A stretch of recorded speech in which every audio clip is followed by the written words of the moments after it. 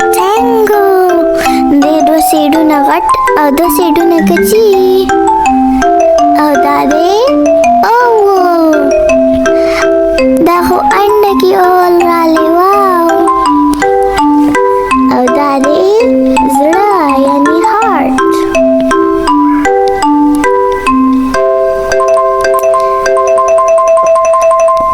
او بل شیپ دی سټار یعنی ستوری وړو دا دی پنټاګون د دې 5 سیډونه یې واو او دا وړو دی هیکساګون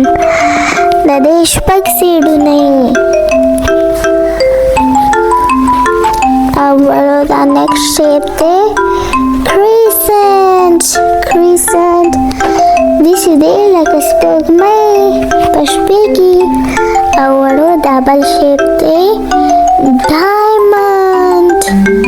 دا خو سم د پتنګ په شانتې ښکاري وړو او دا بل شیپ دی